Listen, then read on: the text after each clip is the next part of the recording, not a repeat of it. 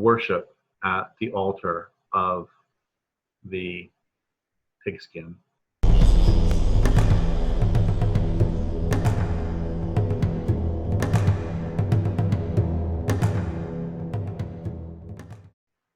We're recording this on Super Bowl Sunday, which of course is a huge event. I was looking around today and I saw that there are no NBA games today and only two college basketball games, and both of the college basketball games are set to finish before the Super Bowl starts. So this is so we can all properly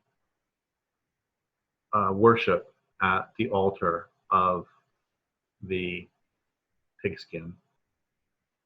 And I noticed a few years ago that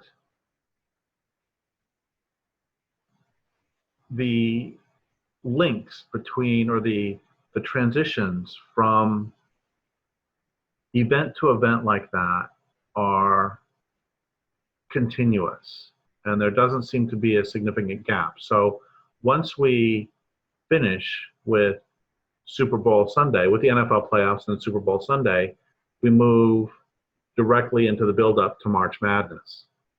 And then at the end of March Madness is the beginning of the baseball season. And then after the beginning of the baseball season, you have the NBA playoffs. And there's no downtime for this. And it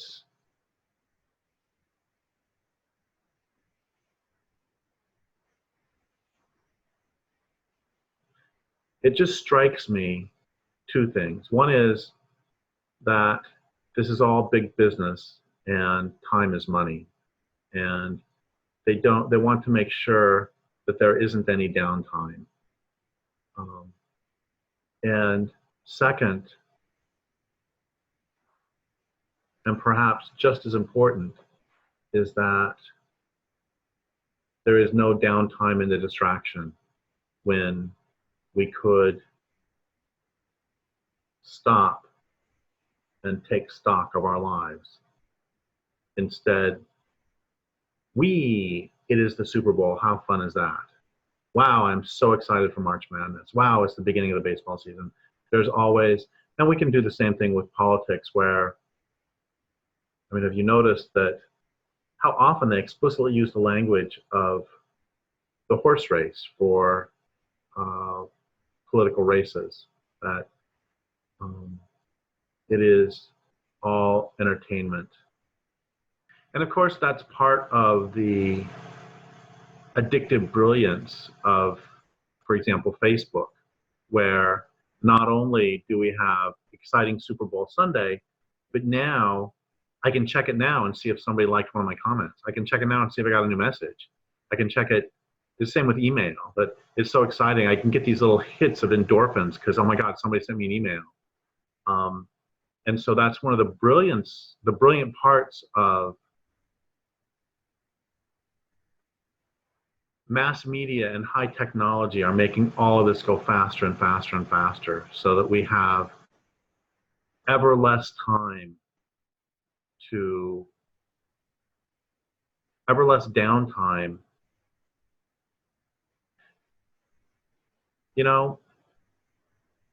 Fahrenheit 451 was written, I believe, in the 50s. And it is so much worse now than when he described it. There's a quote I want to find. So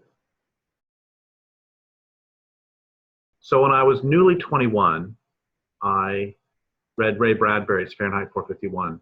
And he had some quotes that were very meaningful to me at the time. And I wrote them down in my quote book on 12/27/1981.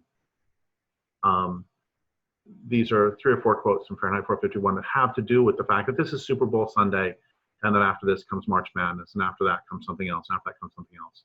The first quote, Clarice to Guy. People don't talk about anything. Oh, they must. No, not anything. They name a lot of cars or clothes or swimming pools mostly and say how swell. But they all say the same things, and nobody says anything different from anyone else. And most of the time in cafes, they have the joke boxes on, and the same jokes most of the time, or the musical wall, lit color, and all abstract. And the museums, have you ever been? All abstract. That's all there is now. My uncle says it was different once. A long time back, sometimes pictures said things or even showed people. The next quote.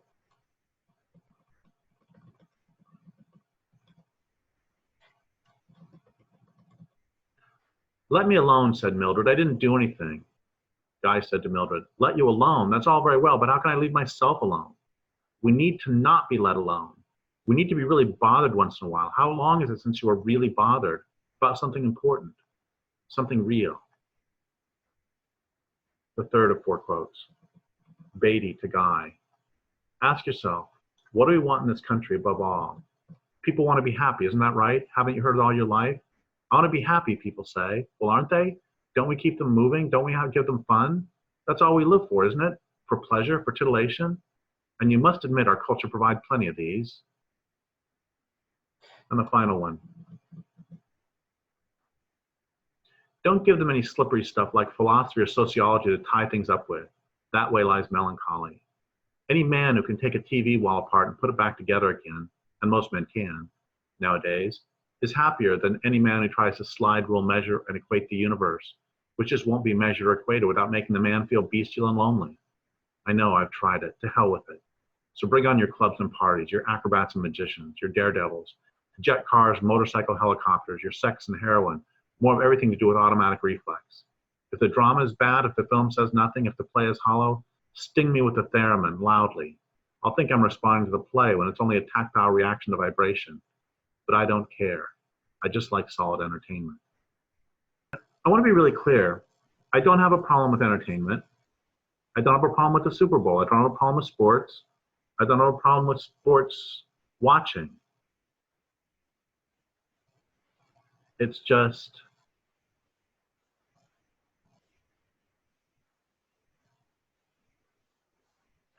there's a line from the movie Psycho where Norman Bates is talking about taxidermy as his hobby. And he has a line about, but hobbies are supposed to pass the time, not fill them. All of this makes me think about Thoreau's famous line about most men live lives of quiet desperation. And I think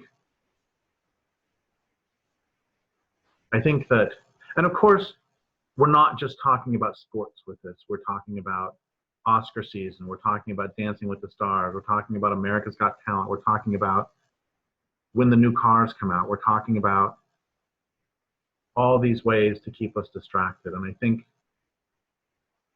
what this all is saying to me, and there have been times in my life when I have experienced this too, when I have been unhappy. Most of my life I have not been unhappy, but there have been times when I have been, and I just put in time until it's time to go to sleep, and I kill time until it's time to go to sleep. And then I wake up and do it again. There's a very famous song about this. You load 16 tons and what do you get? Another day older and deeper in debt. And that's capitalism. That's the system. And what capitalism teaches us to do, and what this wretched system teaches us to do, is to put in time until it's time to go to sleep. And get up and do it again. And then put in time until it's time to go to sleep. And get up and do it again until you put in time until it's time for that long dreamless sleep at the end.